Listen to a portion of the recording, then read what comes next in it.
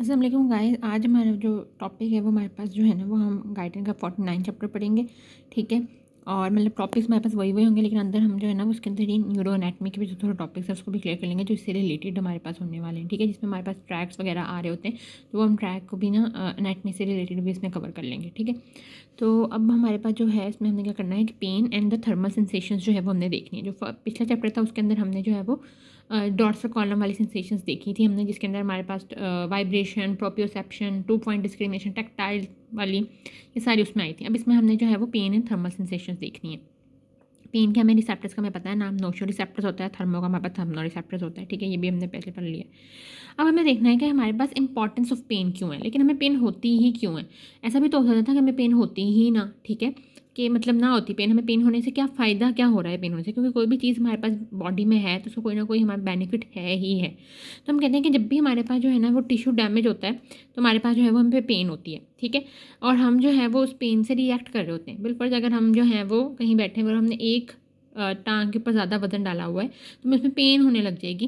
ठीक है, जब हमें पेन होगी तो हमें एहसास होगा ओ अच्छा यहाँ पे हमने बहुत ज़्यादा वजन डाला है, तो वो दूसरी तरफ को शिफ्ट कर लेगा। ठीक है, जैसे यहाँ पे हमने दिया है कि एक रिएक्शन हो सकता है कि वो शिफ्ट कर ले वेट को दूसरी तरह से, जिससे क्या होगी, पेन भी रिड्यूस हो जाएगी और टी शर्ट डैमेज जो हो रहा होगा वो भी हमारे पास रुक जाएगा, वहीं पे ख़त्म हो जाएगा।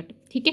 लेकिन अगर हमारे पास टिश्यू डैमेज हो रहा है लेकिन हमें किसी ना किसी लीजन की वजह से पेन नहीं हो रही है तो कोई रिएक्शन भी नहीं हम देंगे, तो उसकी वजह से हमारे पास कॉन्टीन्यूसली टिश्यू डैमेज होता जाएगा, जिसकी वजह से break down and desquamation of skin होने लग जाएगी। ठीक है, यानी स्किन हमारे पास, वहाँ टिश्यूज़ वगैरह हमारे पास सारे ख़राब होने लग जाएंगे। तो इसलिए हमारे पास पेन होना जो है वो बहुत ज़रूरी है। अब हम पढ़ते हैं हमारे पास टाइप्स ऑफ द पेन्स। हम कहते हैं हमारे पास टाइप ऑफ पेन के अंदर दो तरह की हमारे पास होती हैं पेन। एक हमारे पास होती है फास्ट पेन और एक हमारे पास होती है स्लो पेन।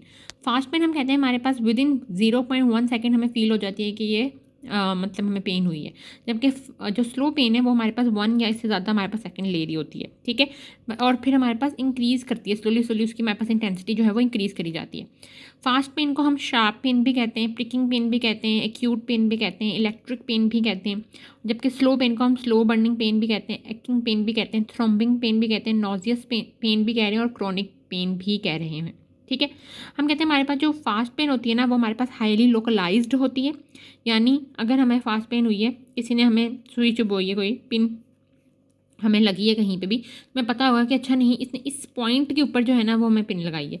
लेकिन जबकि हमारे पास जो स्लो पेन है, जैसे हम कहेंगे हमारे सर में दर्द हो रहा है, तो आप पिन पॉइंट नहीं कर सकते कि हमारे सर के इस रीजन में कहीं दर्द हो रहा है। ठीक है, आप कहोगे बस सर में दर्द है, इधर लेफ्ट में है या राइट में, इतना ज़्यादा ये कर लोगे और इससे ज़्यादा कुछ नहीं कर सकते। या मेरे पेट में दर्द हो रहा है तो आप ये बता सकोगे अच्छा नहीं इधर राइट है, थोड़ा ऊपर है या नीचे है, लेकिन एग्जैक्ट आप जिसे कहो ना पिन पॉइंट कर सको वो पोजीशन, वो आप नहीं कर सकते। जबकि फास्ट पेन में आप उसको पिन पॉइंट कर सकते हो। तो इससे भी आप अंदाज़ा लगा सकते हैं हम कि कौन सी पेन फास्ट और कौन सी स्लो होंगी। यानी कोई भी हमें इससे टच करे, ज़्यादातर हम पता लगा लेते हैं कि जो फास्ट वाली होती है वो हमारे पास स्किन से हो रही होती है, स्लो वाली हमारे पास अंदर डीप टिश्यू से आ रही होती है। ठीक है, हम कहते हैं हमारे पास जो मैकेनिकल और थर्मल टाइप के स्टिमुलाई होते हैं वो हमारे पास फास्ट पेन को मतलब रिसीव कर लेते हैं, उसको आगे लेके जा रहे होते हैं, जबकि स्लो को हमारे पास मैकेनिकल, थर्मल और केमिकल तीनों जो है वो हमारे पास कर रहे होते हैं।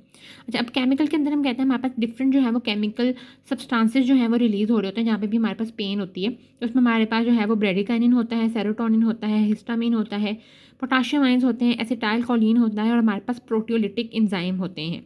इसमें हम कहते हैं अगर हमारे पास जो सबसे पेनफुल है वो ब्रेडिकाइनिन है, यानी अगर ब्रेडिकाइनिन हमारे पास रिलीज हुआ है सबसे ज़्यादा पेन होगी हमें। ठीक है, इसके अलावा हम कहते हैं हमारे पास सब्सटेंस पी एंड प्रोस्टाग्लैंडिन भी होते हैं जो कि हमारे पास पेन एंडिंग की सेंसिटिविटी को इंक्रीज़ कर देते हैं, लेकिन उनको एक्साइट नहीं कर रहे होते पेन एंडिंग्स को। ठीक है, यानी हमारे पास जो पेन एंडिंग्स हैं उनकी सेंसिटिविटी उन्होंने इंक्रीज़ कर दी। अब थोड़ी सी पेन भी हमें वहाँ पर मतलब अच्छी खासी फील होगी, लेकिन ये नहीं है कि पेन हो रही है तो उसको और बढ़ा नहीं रहे, लगे ये वाले जो सब्सटेंस है वो सारे बढ़ा रहे हैं।